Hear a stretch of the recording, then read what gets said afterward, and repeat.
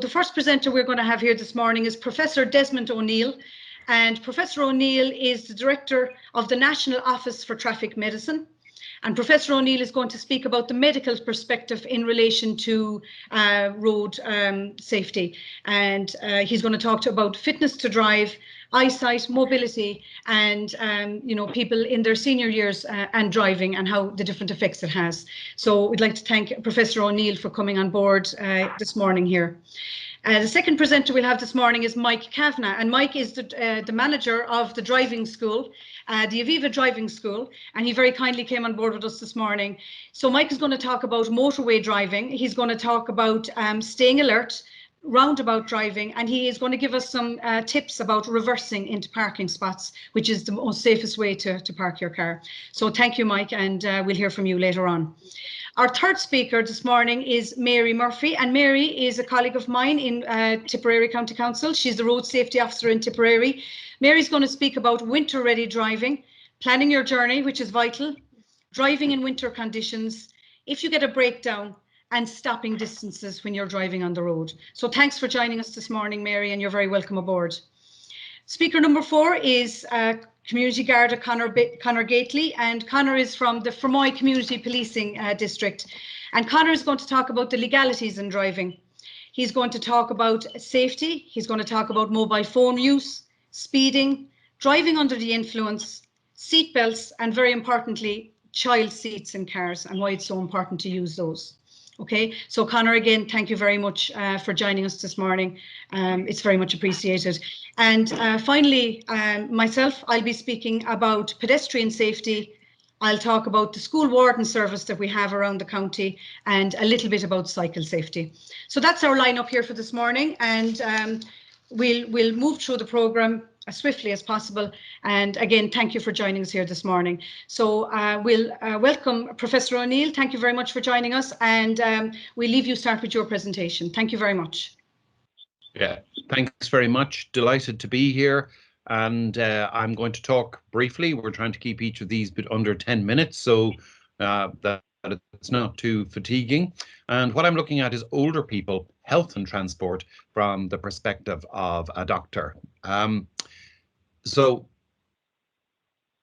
the first thing is to explain to people what is traffic medicine. It's a relatively new specialism, embracing all those disciplines, techniques and methods aimed at reducing death and injury inflicted by traffic crashes. And this was the premise upon which traffic medicine originally started. What's been really helpful in the last 10 or 15 years is a marked focus on it being enabling and rehabilitative in trying to ensure that transport mobility is not hampered or rendered unsafe by remediable illness or functional. Yeah, so the key thing here is to say that for us as doctors over the last 10 years, we've developed our methodologies, techniques and guidelines so that we can keep as many people with medical conditions on the road as long as possible in a safe manner by providing advice, by providing parameters with which they can continue driving. And the key points just for this brief talk are, first and foremost, older people are among the safest drivers on the road, and that's quite important. However, when you get older, you're more likely to have medical conditions that might be relevant, and it's really important to proactively engage with the health advice that you get from your doctor or other specialists to prolong your transport access. Because as many of you know, and particularly Cork being a county with the large rural and suburban areas, transport is important for social connectedness, for employment, for all sorts of reasons. Older pedestrians and cyclists are actually the highest risk groups, and this is a group to which we need to give attention. Alcohol remains a key risk for older traffic users. This is older drivers, although to a less extent than younger male drivers, but also pedestrians and cyclists, and we need to keep an eye on this. And finally, you can see our website address there at the bottom of each slide, rcpi.ie/traffic-medicine/ and you'll find a fount of useful information there.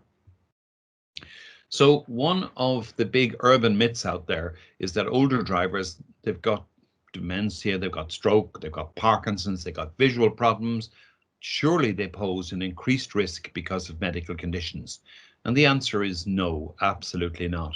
Because the experience and wisdom of aging leads to good compensatory strategies.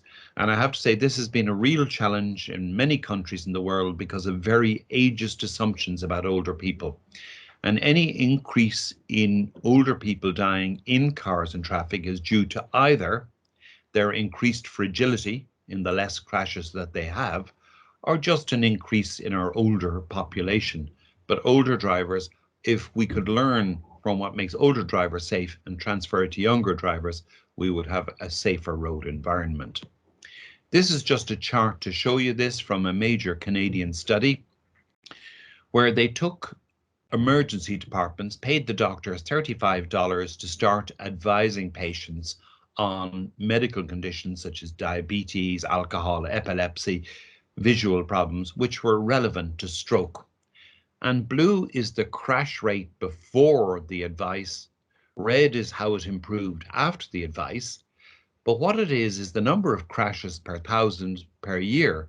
And as you can say, for medical conditions, most crashes occur before the age of 60. And in fact, by the age of 75, you've got the people with the most medical conditions, you've got the least amount of accidents. So it means that older people are prudent and sensible and actually manage their conditions very well. This is a bonus that passes on to their other generations of society. If you're a child in a car and the grandparents are driving, you have the risk of serious injury compared to the parents driving. So we're aiming to help the government stop medical screening at 70 because you're not a risky group. Screening doesn't reduce in-car deaths of older people.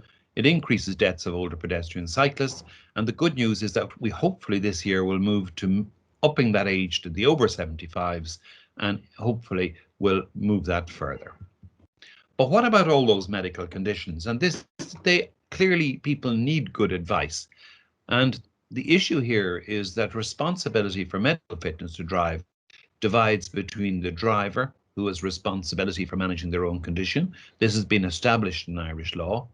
The healthcare professional who advises them, and the National Driver Licensing Service. So it's about all three working together. But obviously, the general public can't know about these things unless they've somewhere to go looking for them.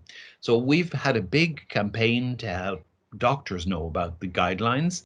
And we've generated a series of leaflets: alcohol, diabetes, cardiac conditions, epilepsy, obstructive sleep apnea. We're increasing them every year, more and more leaflets. And until COVID, we were going to the Tullamore Show, the National Ploughing Championships, to have an information desk. So it is up to people themselves to raise awareness too. And indeed, in conditions like dementia, we've worked with the Alzheimer's Society of Ireland to prepare leaflets. So, moving on to pedestrians, and older people are particularly vulnerable, older people and children as pedestrians. And sadly, alcohol is a key issue here. Over half of pedestrian fatalities had an alcohol limit of greater than 200. As you know, the driving limit for most of us is 50, and for provisional and end drivers, it's 20. So, if you're a pedestrian in later life, if you're socializing with alcohol, please, please, please try not to walk home, particularly in a rural area with if there are no footpaths. Try to arrange your lift with the designated driver, somebody who's not drinking. If you do walk, particularly by day or by night, we recommend, particularly if there are no paths, to wear a high vis. At night, to carry a torch or a light on your arm, and light colored clothing. And facing oncoming traffic, single file if no path. So going back to our website, one of the things that may happen, it's inevitable for us as we get into later life with certain conditions, is we no longer may be able to drive. So we've developed an element of our website about getting around when you cannot drive, everything from buses, trains, trams, local link, very important in rural areas, cycling, additional resources, independent services, carpooling, and mobility scooters. So there are a range of options, and we do suggest that people get used to, in middle age, using buses, trains, other forms of transport, so they're used to switching from one to the next. So delighted to be able to talk to you, and that's the end of my talk. I'll just go back to, thank you very much. Thank you very much, Professor O'Neill. That was fantastic. Some vital pieces of information that will be of great benefit to everybody. So our next speaker here is Mike Kavanagh, and Mike is the driving school manager of the Aviva Driving School. So Mike, we welcome you to the workshop this morning, and if you'd like to give your presentation now, that would be much appreciated. Thank you. That's great, Caroline. Thanks very much. What I want to talk about today really is three things. I want to briefly discuss motorways, roundabouts, and bay parking. Now, I'm not trying to teach anyone here how to drive. You all have full licenses. You're very experienced. I'm really just going to focus on a couple of tips that I think you might pick up something from, or it might unlock things that you're already familiar with. So if we begin with looking at motorways, and just imagine we're doing a motorway trip. And really one of the first things we have to do is join a motorway. Now, it is quite useful to assess what the traffic is like before you actually get on the motorway. And a simple way we can do that is simply to look through the barrier and onto the carriageway. Because obviously there's no point in us joining the motorway if it's already blocked up with a traffic jam. So identifying at this point, it gives us an alternative option. The other benefit in having a quick check at this point is we can see the volume of traffic, and we can see the pace of traffic, how fast they're actually moving. The next thing we have to do then is actually join the motorway itself, and we used an acceleration lane to do that. Now, if we've picked up from going over the flyover the pace of traffic, we're better prepared when we're building up our speed. And the thinking is, the closer we match the speed of traffic on the carriageway, the easier it'll be for us to join. So in other words, if there's a significant difference in our speed, if we're going significantly faster or slower than other traffic, it can make it more difficult to join. Now, having said that, we might have to adjust our speed slightly to fit in a gap, but there shouldn't be any huge difference in that. So then we come to the point about go on to the carriageway itself. Now, we need to really watch both lane 1 and 2 on the carriageway. A lot of the times people think just about lane 1, but we actually have to be conscious of lane 2, because the risk for us here is there could be someone in lane 2 who moves to lane 1 just when we're about to join ourselves. So we need to be conscious of that. And this brings in the whole area of blind spots, on a car. So if we look at what a blind spot is, you have this area shown on the slide in red, and that represents a blind spot, and the area in blue represents the area covered by your mirrors. Now, there's a couple of options open to us here to minimize the blind spots. One of them is that, the next time you get in your car, just have a look in your mirror, your right door mirror, and notice how it's set. Really what you're looking for is you want about 10% of the glass just picking up the body of the car, and that leaves about 90% of the glass actually doing what it's meant to do, which is pick up what's on the road itself. It's quite common actually for people to have 30-40% of the mirror focused on the body of the car, and that really just wastes the mirror. It doesn't serve any significant purpose. So once you have 10%, that's enough. You just need a reference marker for maneuvering. So that's a simple thing you can do. Another thing you can do is when it comes to minimizing the blind spots is to actually just move around in the seat, just lean forward very slightly. That increases the range of your vision there. Now, when it comes to actually looking over your shoulder, there's a couple of schools of thought on this. Obviously, looking over a shoulder is fine when we're stationary because we're not moving. So moving away from the curb or things like that is fine. Moving away from a parking position, absolutely. The car is not moving, so really there's no risk for us there. The problem tends to occur when we're coming onto the carriageway itself.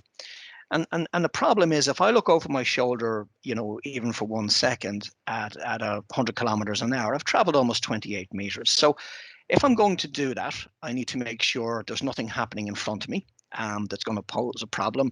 And that if I do check, that I do a very, very quick check, that it really is no longer than a second. And this is where the risk is. And this is what you have to factor in. Am I increasing the risk more by looking over my shoulder? You know, if there's going to be a problem in front of me. But it is argued that if we have very good mirror check, you know, coming down the flyover, we get all the different angles, and we should be able to cover the blind spots.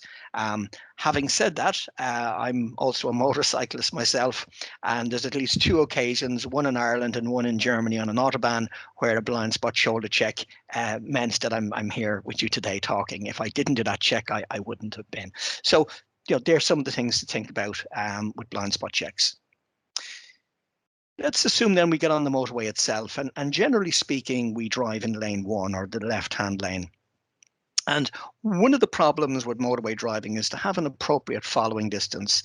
So if we look at the car in front, he's just about to go under the sign there, and we can use that sign as a sort of a reference or a marker.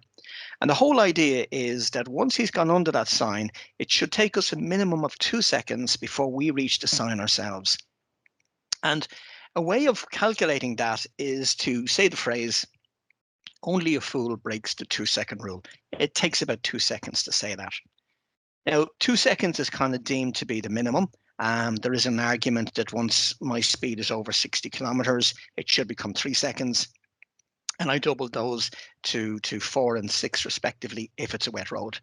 But to be honest, in my own personal driving, I like to have a little bit of time in my pocket, so I'll tend to give myself an extra second or 2 space in front. And particularly if I was feeling tired, I would increase that even more.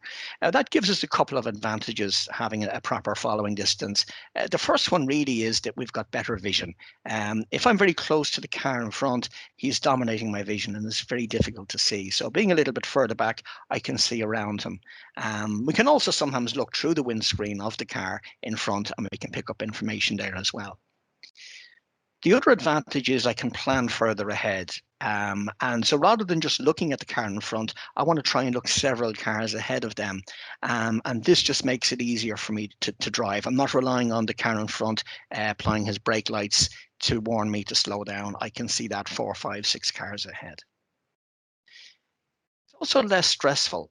If I have that little bit of space, it means for minor adjustments in speed, I can do it through the accelerator, where if I'm too close to them, the moment they slow down, I'm forced to respond straight away. And finally, I reduce the chance of a rear end shunt. Obviously, if I'm too close to the car in front and he brakes, there's a danger I'll run into the back of him. So having that distance reduces the risk of that, but it also helps us to reduce the risk of being rear-ended ourselves, because if we've someone close behind us, the more space we have in front, we're in a better position to pass some of that space on to them. So if I found a car driving very close behind me, instead of keeping 3 seconds back, I might actually go to 4. And that way I can give him some extra space by applying the brakes earlier and more gently than I need, which gives them more time to respond themselves. So that's just a little bit around following distance. The other point then is leaving the motorway itself. And obviously we want to plan our exit well in advance. And this is where the marker posts come in useful. We have a 2-kilometer marker post here. We want to make sure we're in the correct lane. We want to stay alert to what's happening really all around the car. And when it comes to putting a signal on, the guidance is we put the indicator signal when we reach the 300 marker post, which is here on the left. It's 300 meters from the slip lane. Then as we're getting close to the deceleration lane, we've got to watch for anyone cutting in. And then finally, we need to reduce our speed in the deceleration lane itself. And something that we need to be very careful of is that our sense of speed can get distorted if we've been driving at motorway speeds for quite a while. So in other words, you know, we may have been traveling at 120 kilometers an hour, we slow to 80 and we think we're hardly moving at all. So this is where it's very important to check your speedometer and make sure your speed is in line with what the speed limit says and what your expectations are. That's dealing with roundabouts, or sorry, dealing with motorways, just a couple of little tips on that. The next area I want to look at is roundabouts themselves. And with roundabouts, really one of the key things is to plan well in advance. So to use the signage there to let you know what direction you're going in. Now, when it comes to the signals and the road position on roundabouts, there's often a little bit of confusion on this. So let's imagine a roundabout is like a clock face really, and we approach from 6 o'clock. We've got 9 o'clock on our left-hand side, 12 o'clock directly ahead of us, and 3 o'clock on the right-hand side. And the whole purpose of a roundabout is to keep the flow of traffic moving, and we have to give way to traffic already on the roundabout. In other words, we shouldn't affect our position or speed if we've pulled out. So if we want to take the road to the left at the first exit, we'd actually position towards the left, or if there was 2 lanes, we'd take the left-hand lane, and we'd have a left indicator signal on, and we'd maintain that signal as we go around the roundabout. Now, an easy way to sort of think about that is if you imagine a roundabout a bit like a crossroads, and you'd signal the way you would at the crossroads. So in other words, if you were turning left at a crossroads, you'd signal left, and you'd maintain the signal throughout the turn. And then you add this extra rule in, which is always leave a roundabout by signaling left. And that's what results in this position here. If we want to follow the road ahead or take the second exit, we have no signal on approach. And when we get level with the center point of the first exit, we indicate left. Now, the reason we wait until that point is if we put it on before that, someone might think we're taking the first exit. Again, if we refer back to our example of a crossroads, if you were going straight ahead of the crossroads, you wouldn't signal. So there's no signal on approach. And then you leave the roundabout by signaling left. And that's how that would work there. Option is to take the road leading to the right, or in this case, it's the third exit.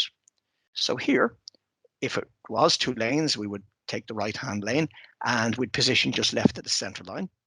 We'd have a right indicator on approach and we'd maintain that signal as we're going around the roundabout. And then when we get level with the center point of the second exit, we signal left to indicate that we're leaving the roundabout.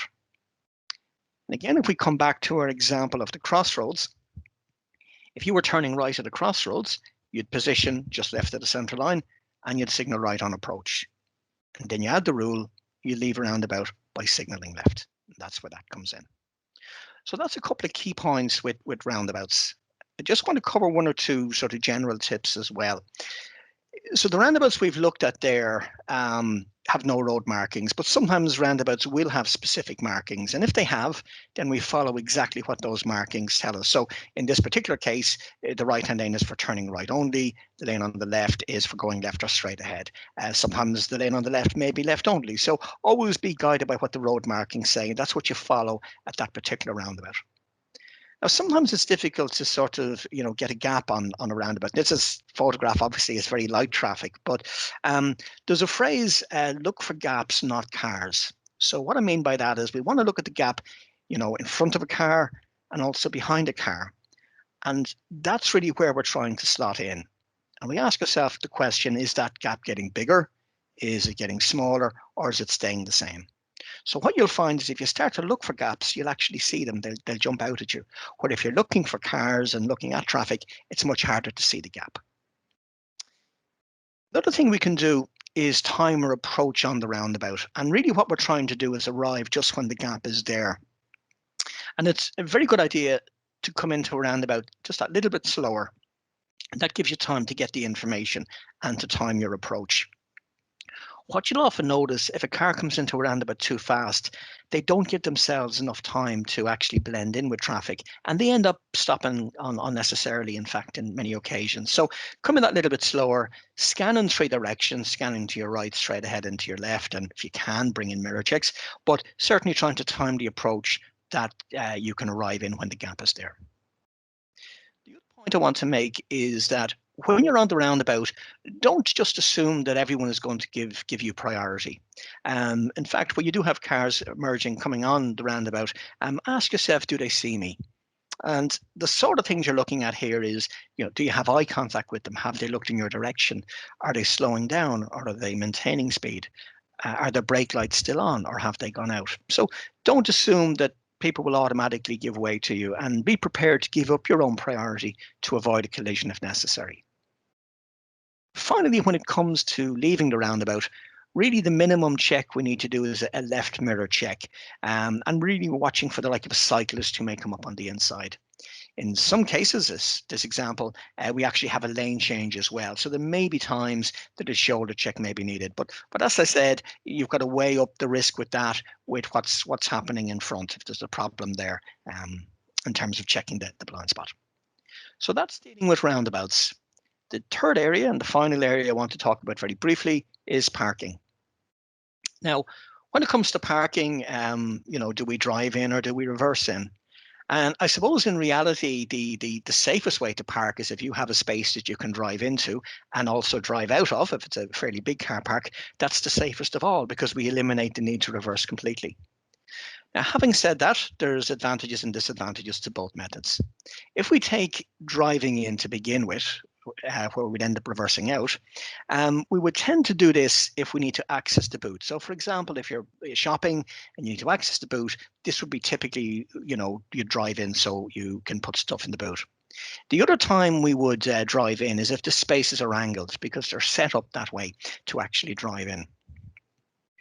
The other option open to us is to reverse in. And by reversing in, we get a couple of advantages. The first advantage to me is probably the most important as it comes in terms of concentration. Now, what I mean by that is when we've come into park, we're in the state of mind for driving. We're in driving mode as such.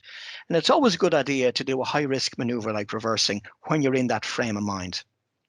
If we compare that with the other option, which is where we drove in, we go in and do our shopping, we load up the boot, and then we get into the car. And the very first thing we have to do is a high risk maneuver such as reversing, and we haven't switched into driving mode yet. So this is really one of the advantages of doing reversing into the space. Another one is you've got a better vision. You're looking into the space, you're reversing into somewhere you can see into compared to reversing out into somewhere you can't. Another advantage is it's technically easier to reverse into maneuver when you're reversing in. And finally, when it comes to leaving the space, you've got better vision. You're simply driving out. Where if you've driven in and have to reverse out, your vision could be very restricted, particularly if a van has pulled up beside you, your vision may be completely blocked on that. So that's some of the points just to think about when it comes to reversing. Now, as far as the maneuver itself is concerned, let's imagine we want to reverse into the space between the black car and the red car. There's two ways we can position. Option one is we position here, and we'd use this option if we don't have a lot of space. It's probably a little bit more difficult to reverse in from this angle, but if we don't have the space available, or we were going to cause inconvenience to other people, then that's the option we would go for. Option two, on the other hand, is where we angle the car. And if we have the space and it's safe, then this is quite a good option because the straighter we can make a reverse, the easier it's actually going to be to do. So that's the option we're going to look at here. It's the second option. So we begin the reversing maneuver by stopping just before the space we want to get into. And there's two simple things you can do that might make the reversing easier. One is just to drop your windows. Now, I don't just mean the driver window, the passenger window and the back windows if they're electric. And this way you might hear someone coming before you can see them. The other thing you could do is maybe lower your left mirror. Again, if it's electric, just drop the mirror slightly so you're able to see along the road, and this will help you pick up the line markings on the car park itself. So once we've done that, we then would check 360 degrees. So we have a complete check all around the car. We're not just looking for cars, we're looking for pedestrians as well. We then use clutch control to control the speed of the car. Now, I can't give you a measurement with how fast or slow you could go. Essentially, what determines the correct speed is you need to be going slow enough that you have time to do all your checks and you have time to react to a hazard that's there. And it's also slow enough that you can reverse accurately. And whatever that speed is, that's what it is. Sometimes people make the mistake of just going 1 or 2 kilometers too fast, and it creates a problem for them in reversing. So once we decided it's safe, we use clutch control. We start to turn the wheel quickly to the right as we're driving across. And then just before we reach the car, we start to turn to the left. We then stop, select reverse gear. And again, we do a 360 check. And this is very important that we get that check around because it's so easy to immediately just focus on the space itself and forget about checking. And as we go back initially, our main focus for the first foot or two is out the back window because that gives us the best vision. But then we need to continue to check in all directions as we're reversing back and also use our mirrors. And in fact, from this angle, if we look in our left mirror, we can use the line on the left-hand side to line up with. And if we're parallel with the line on the left and a reasonable distance from it, it means we're also parallel with the line on the right-hand side. So picking the left mirror, the angle of this angle here will give us the best vision. So we continue back and we start to take the steering lock off as we're going into the space. The other thing we can do to help judgment is look at the lines in front of us, because most car parks, the lines are all parallel. And if we're an equal distance between the two lines in front, we're also the same distance in our own space when we get in there. So that's just a few things that might make parking a little bit easier. So just to summarize, there's 9 tips that I've covered.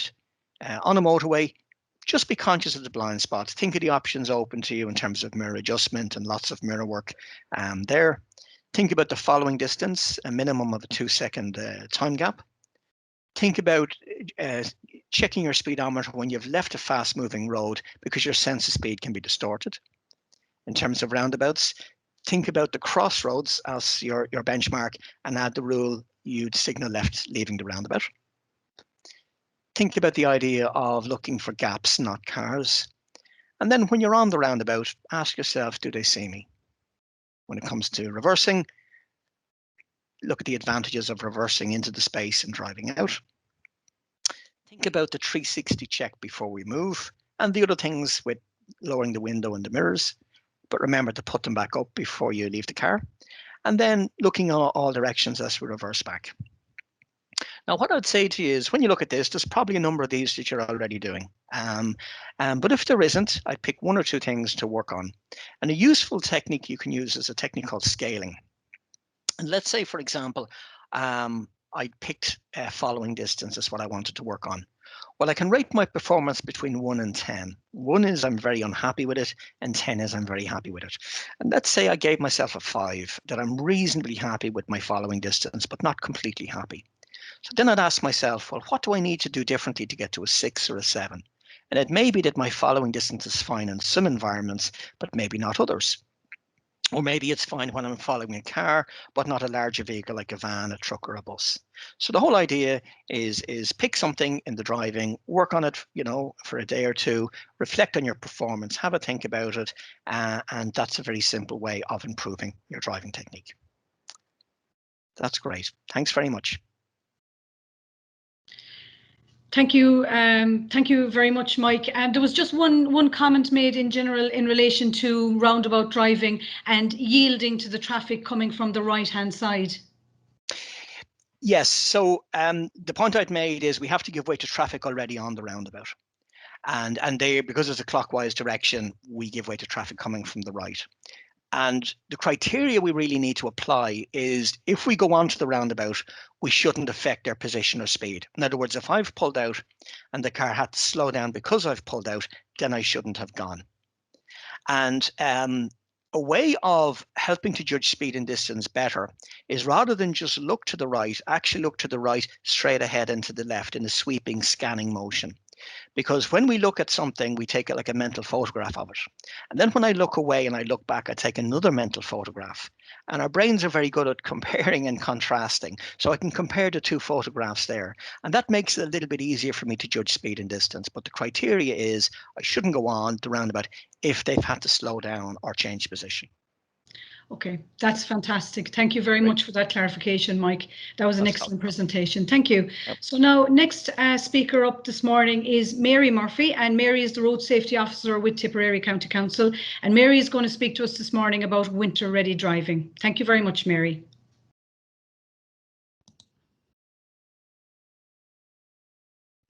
Good morning, everybody, and thank you, Caroline, for giving me this opportunity to speak to everybody this morning. So what we're going to look at today is things to consider before you start out on your driving on snow and ice, driving during a thaw, driving in strong wind and rain, and useful links. So before you start out, first thing we should consider really is our journey absolutely necessary? Or could we delay it until weather or road conditions improve? Is public transport an option? And I know if you live in a rural area, likely it won't be. So if your journey is unavoidable, be prepared. Ensure you have enough fuel for the journey, allow extra time, and drive with caution. Let somebody know what route you're planning to take and when you expect to arrive. Check to see if there are any problems on your intended route before you start out by listening to TV and radio bulletins, checking the weather forecast. And remember that the best road conditions are likely to occur between 10 a.m. and 4 p.m. So with this slide here, we're going to talk about it in more detail, but I suppose I just want to concentrate on cruise control there. Never use cruise control in winter weather. So then before you go, check, is your vehicle winter ready? You should check what kind of braking technology your car has. You might need to go to your owner's manual again. Get your vehicle serviced to ensure that it's safe. Carry out regular checks. Even if you've had your vehicle serviced, check out regular checks during the winter time. Check for wear and tear on wiper blades, and as soon as they start to smear the windscreen rather than clean them, then they need to be replaced. Keep the tyre pressure at the manufacturer's recommended level. Check your tyre tread depth and replace if necessary. And it's important to remember that our tyres are the only point of contact we have with the road. Now, the minimum legal limit for tread depth is 1.6 millimetres, but in winter it's advised that 3 millimetres, you should have 3 millimetres. A simple way of checking is to get a euro coin, as illustrated there in the image there, put it in your tyre, and if you can still see the gold rim at the bottom, then you haven't got enough tread depth and you need to replace your tyres. So having done that, make sure all your lights are working and that they're clean. Ensure you have antifreeze, coolant and screen wash, and check your vehicle's battery. Other ways then to be prepared are to carry a mobile phone. That's very important with you in case you have a breakdown or anything like that. Make sure it's charged. In icy or snowy conditions, you should always have a high visibility vest, appropriate footwear in case you have to leave the vehicle, in which case you might need those grippers that you can put onto the soles of your shoes. They're excellent in car parks and driveways if you never had to get out of your car on a busy road. A hazard warning triangle, de-icing equipment, first aid kit, a torch, a car blanket, additional clothing and some food and water. And the high visibility vest and the torch should be kept in the car with you, not in the boot, because if you have to get out of the car, you become an unintended pedestrian and other cars might not see you. So you need to have your visibility vest on before you get out of the car. If you want a more powerful torch or a bigger torch, you can carry a small one in the glove box and a bigger one then in the boot.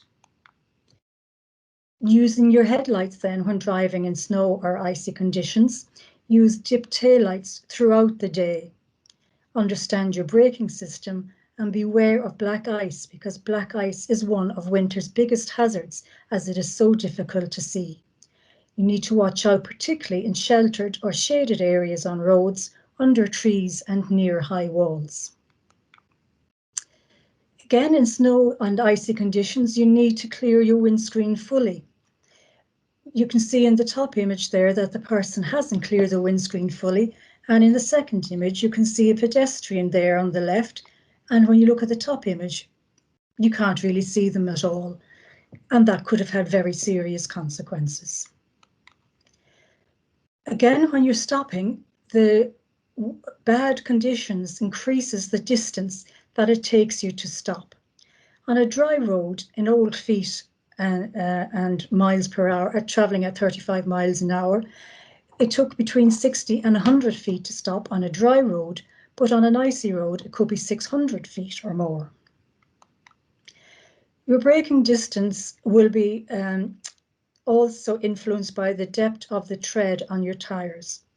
If you're traveling at 50 kilometers an hour and you have 8 millimeters tread depth, it takes you up to 40 meters to stop, whereas if your tread is only 1.6 millimeters, it takes you 60 meters or more to stop. Again, Mike talked about it there, about keeping a safe distance. And in bad conditions, I would recommend that you go for a 3-second rule that Mike also mentioned, particularly if it's on motorways or places where the speed might be that bit higher. A way of doing that is, Mike showed us how to do it on a motorway, but we could also take a tree, for example, and watch the vehicle in front as it passes under the tree, and then count to ourselves 1 alligator, 2 alligator, or 1 Mississippi, 2 Mississippi people sometimes use. And if you can get to 3 alligator or 3 Mississippi, then they reckon that is the 3-second gap. If you break down, ensure your vehicle is well off the road so as not to obstruct other vehicles. Put on your hazard warning lights. And if you're on the motorway, pull in as far off the road as you can into the hard shoulder. It's very important then to get out of the car as quickly as you can, preferably through the passenger side. Get in behind that barrier, because you could, when you're there on the hard shoulder, you risk being hit by another car. And an incident we had in Tipperary some 3 years ago now, a couple were driving along the motorway. It was hailstones at the time, and that's like driving on balls of ice. So they had a crash. The husband got out of the car to tend to his wife, and unfortunately another vehicle crashed into them and they were both killed. So getting behind that barrier, I can't emphasize enough how important that is. When the weather begins to thaw then, we need to be aware that grit from the roads haven't been treated. That could remain on the road for a few days, and that poses a risk of skidding. There might still be black ice lingering in sheltered spots on bends and corners as well. And be aware of the build-up of slush and ice at the side of roads. Visibility is going to be reduced because as ice thaws, it turns to water, so there's going to be spray thrown onto your windscreen from the vehicle in front. So you need to keep a good distance, particularly with goods vehicles. I'm sure we've all been behind them at stages and seen just how much spray they can throw up onto our windscreen. And keep lights clear of grime and dirt. Again, slow down because there might be localized flooding. So it mightn't be everywhere, but there might be a bit, just as I said, localized. And that increases the risk of aquaplaning. And what basically happens with aquaplaning is that a thin film of water is formed between the tires of a car and the tarmac. And this happens because the pressure that the water lying on the road exerts becomes more than the pressure that the tires are exerting on the road.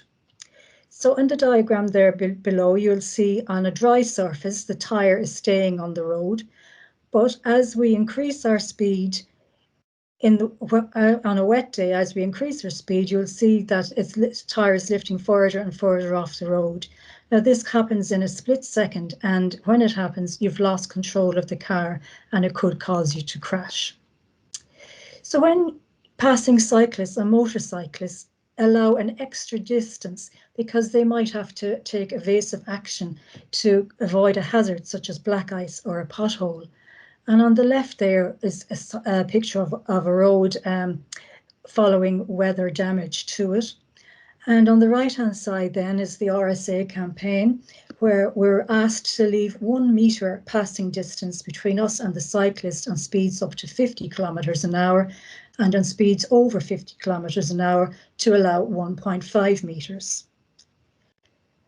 Slow down from the vehicle in front and expect the unexpected. So pedestrians and cyclists, and indeed all road users, should be aware of overhead hazards because sometimes you can get snow or ice falling from trees or even buildings. And in relation to your car, slush, sand, grit and ice melting chemicals, not only will they splatter all over your windscreen, but they can get under your car, and that speeds up corrosion or rusting on your car. So it's a good idea to get the underneath of your car washed regularly, as well as the body of it, obviously. Now, if you do begin to skid, you need very, very quickly, so all this is happening in a split second, to identify the cause. Either you're braking too much, you're steering too much, or there's too much acceleration, or it might even be a combination of this. So what you need to do then is remove the cause, but gently and smoothly. Never brake hard, for example. Everything should just be gentle and smooth. Avoid overcorrection or too much steering, and be ready for a secondary skid in the opposite direction. And they often say that you should steer in the direction of the skid, which is counterintuitive. We think we should be steering against it, but they say to steer in the same direction. And cars have different braking systems, and for more information on braking, you can check the Garda and the RSA websites. Driving in strong wind and rain, and I'm sure some of you are having it today like we are here in Tipperary. So you need to slow down and increase the distance from the vehicle in front. Be prepared when approaching exposed sections of roadway for the impact of the wind on the steering dynamics of the vehicle. And I'm sure you've all had experiences of the feeling like the car is being buffeted, almost rocked from side to side. Avoid overtaking manoeuvres on such exposed sections. When passing motorcyclists, cyclists or pedestrians, be prepared in case the wind blows them into your path. Be alert to the possibility of flying debris and fallen trees. And a couple of years ago, I was driving in Wexford, and from my right-hand side, a trampoline blew right away the whole way across the road and into the ditch on the other side. And if you do have to stop, use your hazard warning lights to warn other drivers. So in summary, I suppose my three main points are: be prepared, slow down, and expect the unexpected. And here's some useful links now to websites: the RSA, the Met Office, the Garda, Transport Ireland, Roadwatch, and then sometimes you can find a link to a local radio station from the RSA website as well. So thank you very much, everybody, and good morning. Thank you very much, Mary. There was some excellent hints and tips in relation to winter ready driving. So that was excellent.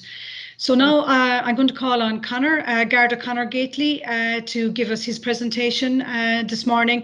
Conor, there was a comment came in there in relation to having lights on at all times in relation to driving, and I see that you answered it there. You might just summarise that answer if you wouldn't mind. Thank you, Conor.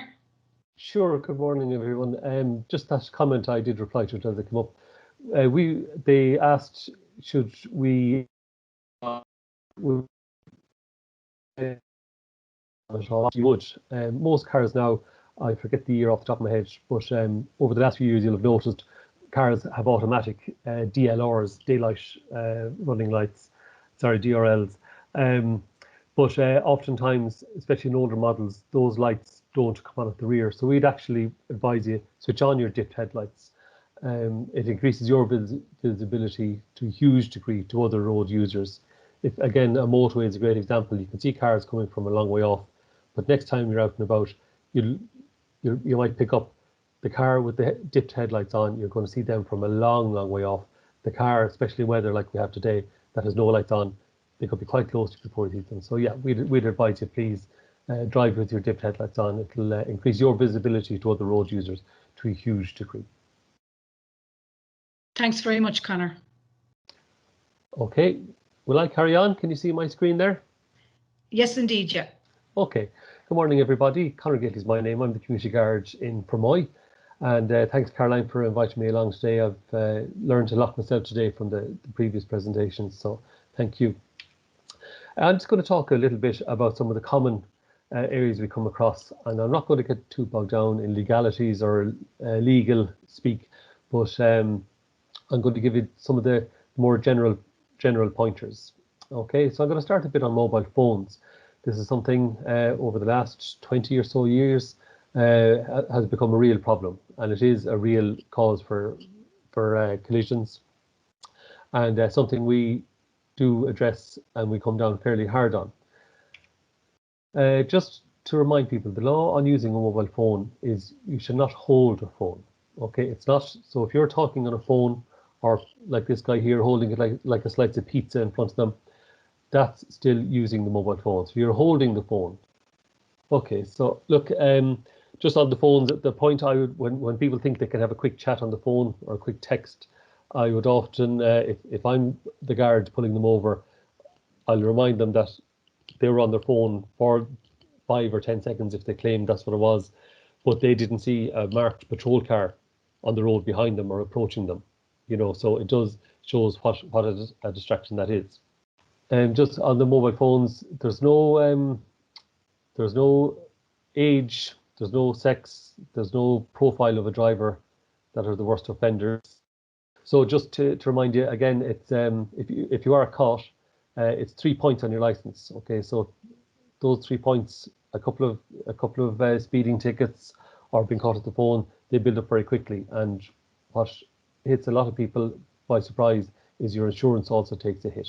Okay, 12 points, your license is gone, and that's down to 7 points if you're a learner or novice driver.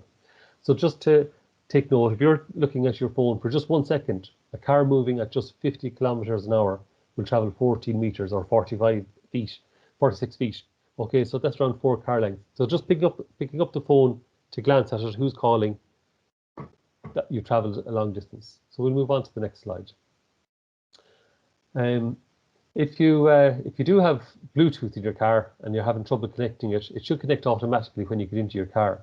Any garage, any auto repair shop, or anyone under the age of 30 will be happy to do it for you. I get my kids to connect my devices now. So any car that's around 10 years old, you should have no problem, no issue using your Bluetooth. Okay, so I'll just talk a little bit about speed. This graph, don't get too bogged down in the figures, but I just want to pay attention to the 3 biggest sections of that pie chart. Okay, it just shows in speed. Okay, our biggest offenders are young males. So males roughly or broadly from the age of 17 to 49. So I'm in that bracket myself. Okay, so young males are worst offenders when it comes to speed.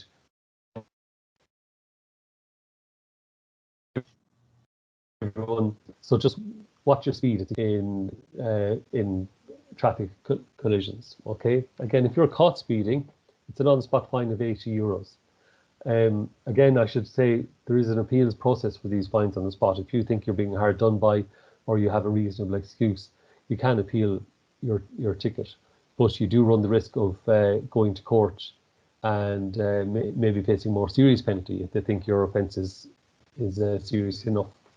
Also, speed alone could lead to a prosecution for careless or dangerous driving. If you're driving at a high enough speed and the conditions don't warrant it, say you're driving on a motorway where the water might be surface water, or again in weather like today or heavy fog, if your speed is inappropriate and dangerous, you could be prosecuted for careless or dangerous driving as well.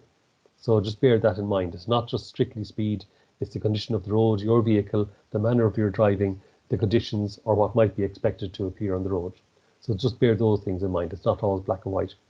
A car hitting a pedestrian at 30 kilometers an hour, okay, we can expect 1 in 10 people to die, pedestrians to die in a collision at that speed. We increase the speed to 50 kilometers an hour, which is the standard speed limit in most built up areas, or maybe around schools. 5 in 10 people will die. So that number jumps right up. Again, increase it to just 60 kilometers an hour. So 60 kilometers an hour is 40 miles an hour in old money. That's often the speed limit when you approach a built-up area on the edge of a town. You're hit at 60 kilometers an hour, 9 in 10 people are going to die at that speed. Okay, so that's not very fast. So again, these figures, they're evidence-based. They're not arbitrarily drawn up by the guards or by the council to generate revenue. All these things you hear about, we certainly don't get commission or a clap on the back. Ticket is up by engineers in conjunction with the RSA, county councils, engineers, and the best science goes behind these speed limits. They're not for generating revenue, so please abide by them. They're there for your own safety. Okay, I'll go on to a little bit about seatbelts.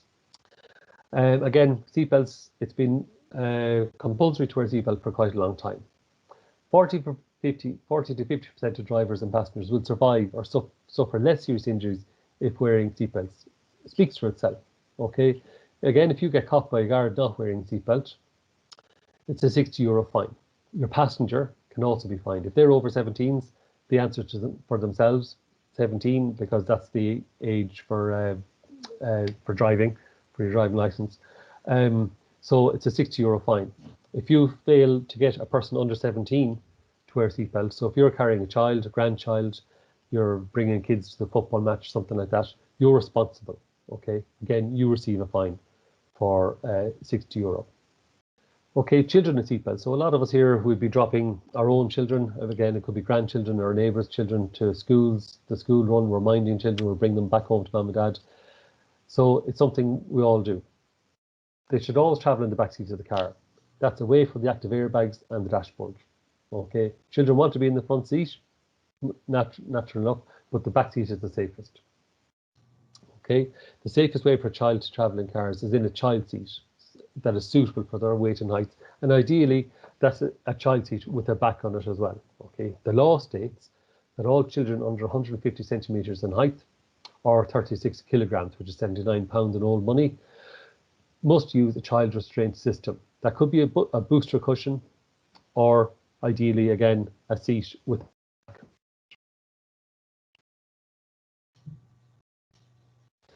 fixtures and that for cars. The information is out there, it's freely available. Again, any retail outlet selling this equipment know their stuff. They'll fit it for you, show you how to fit it. The RSA often do days where they'll check your child's seat. So please take that advantage of that information. Again, no seatbelt is a €60 fine. Please don't hold a child on your lap.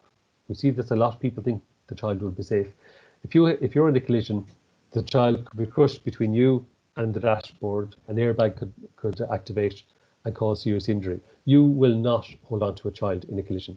We think we might, you won't. Your most natural instinct is to let go and protect yourself, to put your hands out, but you will not be able to hold onto a child, no matter how hard you try. Please don't do it. Never put a seatbelt over yourself and a child. Again, you're going to crush that child. And never strap two children in with one seatbelt just for want of a seat. Okay, that's very dangerous. We'll go on. Okay, drink driving. I've figures up here. I'm not going to get bogged down in figures. We all know that drink driving is illegal. As a rule of thumb, okay, this isn't, I'm not saying it's permission, and as Dr. O'Neill said at the very outset, we ask you just simply don't drink and drive. There really is no excuse. Okay, roughly, okay, 1 unit, which is one standard drink, so a half pint of beer, a glass of wine. Now that's a measure of wine, not the glass of wine we'd have at home, or a pub measure of spirits is a unit. Okay, it takes an hour to process one standard drink. Okay, so a few drinks in the evening. You get, obviously you're not going to drive home, but the next morning people worry about, can I travel to work? Unless you've really overdone it, you probably can. But bear in mind that alcohol levels in your system can rise for up to 3. Okay. Don't drink and drive is a simple thing. The rule of thumb is 1 unit. Okay, it takes time to process it, but 1 unit is the limit. Okay, I'll talk a little bit about drug driving. I'm fairly confident that most of us here aren't smoking cannabis or taking cocaine before we hit the road, but it's something that we've become a lot more active in over the last few years. We've got better equipment to help us test for this. Okay, but some people might have a medical reason to use something like cannabinoids for medical reasons. Again, if you're stopped at a checkpoint and you have a reasonable excuse, but also that your driving isn't impaired, you'll be allowed to continue on your journey. If you're stopped and you have no reasonable excuse, if we suspect you've just been smoking cannabis for recreational reasons or whatever, you'll be arrested. And again, the procedure, which is very similar to that of drunk driving, we'll all have seen that. That's followed. Okay. One area I would like to just remind you of is the area of over-the-counter drugs, OTC drugs, I call it there. So things like Solpadeine, Nurofen Plus, there's lots of painkillers available. These are derived from the same chemicals that cocaine, heroin, opioids, codeine, things like that. They're in the same family. Now, the measures you're getting in your Solpadeine from your pharmacist or from prescribed by your doctor should not impair your driving. We'll all have seen on medicine packets, do not use heavy machinery or stuff like that. Okay, if you obey the advice on the packet or the advice of a pharmacist or your doctor, you should not run into any problems. Okay, if you're worried about it, ask them and they'll tell you. They know their stuff. Okay, but again, you'll see people wake up in the morning, they might be a bit seedy from a heavy night the night before, they might just have a headache and they might take a Solpadeine before breakfast, they might hop in the car take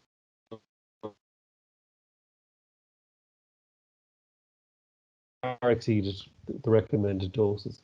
If you're abiding by their recommendations, you really, really should not have a problem. Okay, just a short bit of driver fatigue. You'll have heard, lads, over the last few years about driver fatigue. It's estimated that it's a contributory factor in as many as 1 in 5 driver deaths in Ireland every year, which is a very significant number. These are RSA figures, okay, we're drawing from here. And in 2014, the RSA found 1 in 10 motorists revealed they'd fallen asleep at the wheel. And I think we'll probably, if we're honest, we've all had that feeling where you're driving along and you've reached a junction or a certain point and you have that moment of, I don't remember passing the school or something. It's a scary thing, and it's a wake-up call in every sense of the word. So if you get that feeling, if you're feeling a bit tired, stop in a safe place, okay, and take a nap for 15 minutes. This is the most important part of this. Please do not stop on motorways. I do come across people pulling in on the motorway to have a snooze. They think it's the safest thing to do. It's the motorway, as Mary pointed out earlier on, is not a place to stop unless it's an emergency, and Mary explained the emergency procedures to get in behind the barrier. Do not stop on the motorway for sleep, and do not pull over on the motorway to take a phone call. That is not a valid excuse for stopping on a motorway. Get off at the next slip road. You'll find an opportunity off the motorway to do what you need to do. So to take your break, take that slip road, okay, get a coffee, take a nap, and have a walk around, stretch the legs, get some air, okay. So this will only tide you over for another hour or so, okay. But just a thing to be aware of. But I suppose it's something we need to switch on to, especially with motorway driving. I think it's a lot more tiring. It's a bit more monotonous than our more normal driving.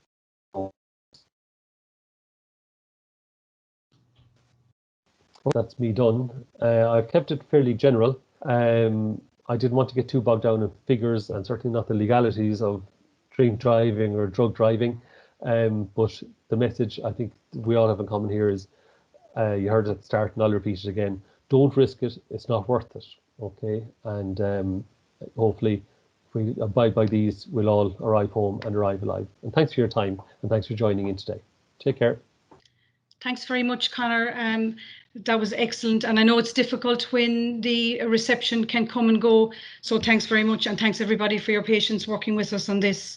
So the final presentation is my own presentation. Going back to what I mentioned earlier on, the road is a shared space, and I suppose what we're trying to encourage people to do is not to depend on any one particular body to actually make the roads safer. It's up to all of us in relation to our behaviour and our attitudes. So it's not just the Gardaí, it's not just the RSA, it's all of us. So we're all individually responsible for being safer around the roads, because the road is a shared space. So if you look at last year's figures, at the end of last year, there was 148 fatalities up to the 31st of December. And unfortunately, there was 24 people fatally injured in County Cork last year. And again, as I say, it's up to all of us to try and make a difference, and every day we can make a difference by changing our attitudes and our behaviours around the roads. And I suppose the question is, where was this happening in 2020? And as you can see from this diagram here, the urban roads, they accounted for 27%, and the rural roads for 73%. So in County Cork, a lot of the roads are rural roads. And you can see here, if you look down along that diagram, you can see the drivers, the fatalities in terms of drivers, the most of them happened in roads where there were 80 kilometres per hour. Looking at the passengers, the most passenger fatalities, the same, the 80 kilometre per hour zones. Moving on down, for the vulnerable road users, the pedestrians, most fatalities in pedestrians occurred on the 50 kilometre per hour zones, and they're zones that are just outside the built up urban areas. The motorcyclists, the most fatalities happened with motorcyclists on the 80 kilometre per hour zones, and the cyclists, again, it was the 80 kilometre per hour zones. So as you can see, the rural roads figure quite highly in relation to fatalities, and the vulnerable road users, they're the pedestrians, the motorcyclists and the cyclists. They figure in the urban roads. So if we're in the urban roads, we need to make sure, if we're pedestrians, that we're being safe, that we're being seen, and that, as Professor O'Neill mentioned earlier on, that a number of pedestrians, they had alcohol taken when they were injured or seriously injured or fatally injured on the roads. And then in relation to the rural roads, our driving, these are roads that we're driving on every day of the week, the 80 kilometre per zones, the 100 kilometre zones. We just need to be more mindful, and when we're driving, to expect the unexpected. The breakdown in relation to Cork, the pedestrians, there was 11 pedestrians, 4 drivers, 4 passengers, 3 cyclists and 2 motorcyclists. And that's 24 families that are affected forever in relation to these tragedies. So I'm just going to play this quick clip for you. It demonstrates how important it is to wear high vis.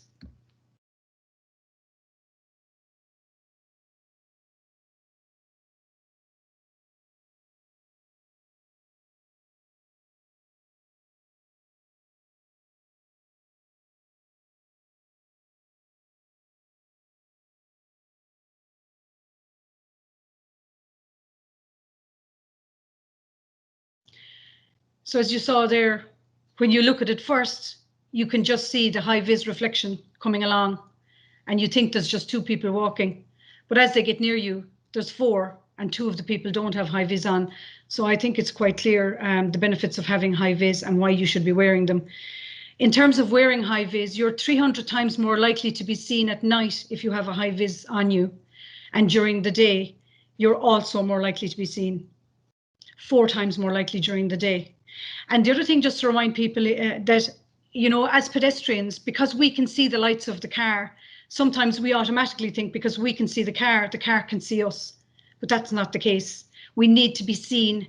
We need to have some type of high reflection on us so that when the car lights, especially at dusk and in the evenings, during the hours of darkness, that when the lights shine on us, that we reflect back and they can see us. Looking here at cycling as well, we need to be safe. We need to be seen. When you're cycling, to make sure that you're riding well clear of the curb. Light up after dark. Make sure you have a white light on the front of your bicycle and a red reflector light at the back. Show drivers what you're going to do. If you plan to take off, if you plan to turn right or left, take a look, make sure that you catch the eye of the driver and signal what it is you're going to do. And especially if you're in poor weather conditions, make sure that you have some type of fluorescent jacket on you or high visibility clothing on you. You can see the examples here on the screen. So there's a different type of belts. There's the high vis vests. There's the armbands. Any of these will act as reflectors if you're out at night or during the hours at dusk as well. Or even during the day, it's always a good idea to have high vis on you. If you're cycling past a car, cycle in single file and just make sure that you're allowing the distance of a car door to open. Always expect that that may happen. And I know that in Holland they have a procedure whereby the person, when they're exiting the car, the driver will always use the opposite hand, the left hand, to reach across and open the car door. And the reason that they encourage people to do that is so that the person who's opening the door will be turning sideways, and that out of the corner of their eye they'll be able to see if there's a pedestrian or if there's a cyclist coming up alongside, and they could avoid having an accident or an incident. So that's just a little tip there in relation to when you're getting out of the car. And then the other thing to say is in relation to red lights and pedestrian crossings, and even at the school warden crossings, cyclists must stop if a red light shows. They must stop as well. Okay, so Conor mentioned it there earlier on about high vis, wearing high vis, and so did Professor O'Neill. And again, I suppose there's high vis available from the RSA, and I'll give you the phone number in just at the end of this presentation. But if you can't be seen, you're in danger around the roads. And we had 11 pedestrians in County Cork fatally injured this past year in 2020. Okay, so what we're trying to encourage people is please avoid distractions around the road and make sure you have high vis on if you're walking on the road or cycling on the road. And the high vis can vary from high vis jackets, carry your torch, or you could decide to have one of the head torches that you can wear around your head with the torch on at the front, and then you'll be seen as well. So just make sure you have a high vis on, that you're carrying a torch, and that you're highly visible when you're out around the roads as a pedestrian or as a cyclist. And the other thing that you'd see sometimes, people wearing dark clothes, they may have the high vis on the child, they don't have it on themselves, and they're walking nearer to the traffic. There's no point in doing that. If you are out, both people need to wear the high vis. Okay, both people need to wear the high vis. And if you're walking with children on the roads, you need to make sure that you're holding their hands and that you're in control of the situation at all times. So road safety leaflets that we have available, the most recent one that we produced by Cork County Council was one in relation to pedestrian crossings. And there's various types of pedestrian crossings around the county. You have the controlled pedestrian crossings, the uncontrolled ones, you have courtesy crossings, you have crossings at traffic lights, and then you have the school warden crossings. So we have a leaflet in relation to the different types of crossings and the rules of using the crossings for the pedestrians and advice for the drivers. And I suppose the big thing really is always use the Safe Cross code, and make sure if you're crossing at a crossing that you make sure that the car has stopped before you step out onto the road.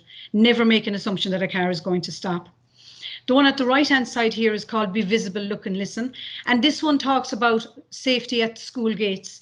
And the school gate area is a big area of risk because you have a lot of children moving, you have a lot of traffic moving at the same time. And in that leaflet, it talks about not parking on double yellow lines near the school, not parking on the zigzag lines that are there in relation to the school warden crossings, and to make sure about supervising your children around the school gate, and again, about safe parking around schools. So any of those leaflets are available. They can be provided to you online. I can send you an email with soft copies, or if you want, I can organise for any of your community groups to deliver some hard copies of them, and you can give them out to your community groups. So again, around the school gate risk, we have cars moving, we have people walking, we sometimes have people cycling, and it's a big traffic hazard, and it's a hazard to the children and our young people getting to school and the school community in general. So just a quick couple of tips. Don't park opposite the school gate. If you do, the child will be tempted to run straight across the road to the school without looking left or right.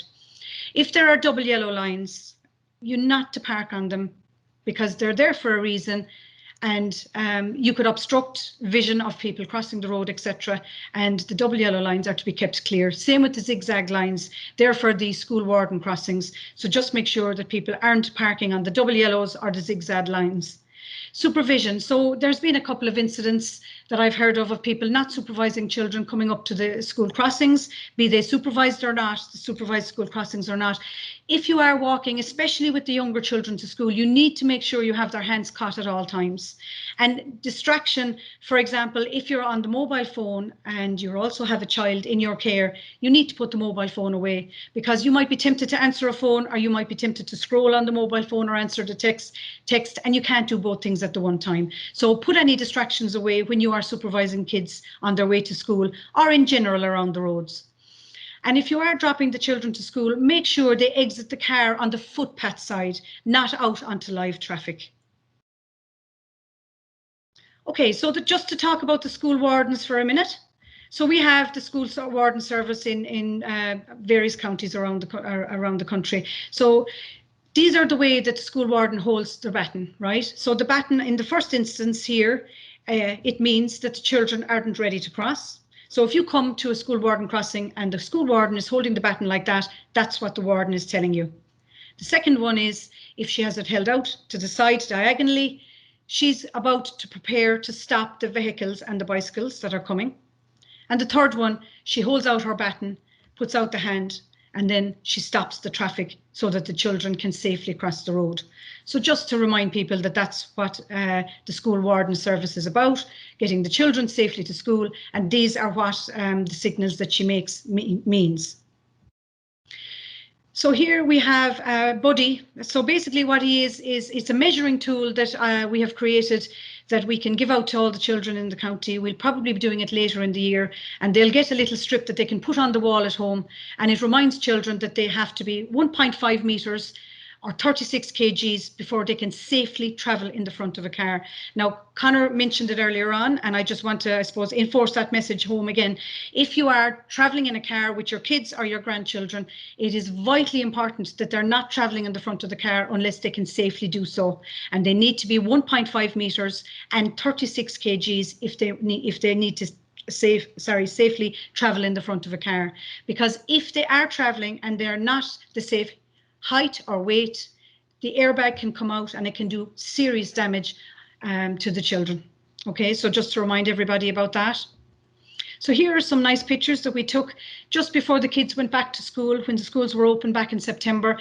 And we had Garda Connor, and we had our one of the local school wardens, Catherine from Grange National School, and the children were reminding everybody about keeping their 2 meters and about the appropriate hand washing and hygiene procedures around COVID. Here we are again with the Gardaí and the children in the school reminding about the 2 meters, and we sent this around to all the schools in the county just to remind them about social distancing in advance of the schools opening back in September. So we most recently we did a pedestrian safety campaign, and we entitled it Heads Up. And the first one here is about wearing high vis, and I think it's quite plain now as to why we should be wearing high vis around the roads. And if you have a child with you, make sure they're under proper supervision. You have their hand held and they're at the ditch side of you as opposed to the live traffic side of you when you're on the road. Conor and Professor O'Neill mentioned already about driving under the influence. So don't risk it. It's not worth it. Plan ahead and be safe. And again, just going back to something that Professor O'Neill mentioned as well, in relation to pedestrians, a number of pedestrians that were fatally injured had alcohol taken. So if you are going to walk on the road, do so safely. But it's better that if you are going to go out and socialise, or you are socialising somewhere, make sure you have a designated driver to pick you up from wherever it is that you are going to be. Always supervise your children when you're on or close to the road. If you're going to cross the road, make sure you do so at designated crossing zones. So I spoke about them earlier on. So you have your pedestrian crossings, you have your controlled or your uncontrolled pedestrian crossings, you have your traffic lights where you press them, you get the green man to cross, or you have the school warden crossings. They're all the designated areas where you should be crossing the road. The other thing to mention as well is there has been a number of accidents with large vehicles. So if you have lorries or you have delivery vans where people are up higher when they're driving, or tractors, okay, agricultural type vehicles as well, they're up quite high. So if you're going to cross and they're coming, or you're crossing in front of them, you could be well out of their line of sight. So it is advised not to cross in front of those type vehicles for your own safety. If you're walking around the road, again, just to mention again about the mobile phones, just to remind everybody, please, if you are walking on the road, put away the phone. Don't put temptation in your way that you could answer a phone call or that you could answer a text. Make sure the phone is put away when you're walking around the roads.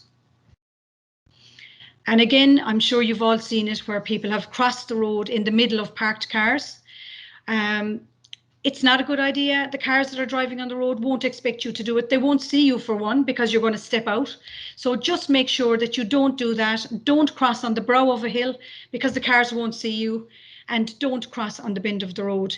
And just to remind everybody, because I see it frequently myself, and we're all tempted to do it. There's none of us perfect, but we are tempted to cross the road at the most convenient places. But just remember, we are role models to our children, to any small children that are watching us. And if they see us crossing in a certain place, what will they do the next time? They're going to copy us. So children will see us and they'll do as we do. So just make sure, if you are around the roads, to model safe behaviour at all times.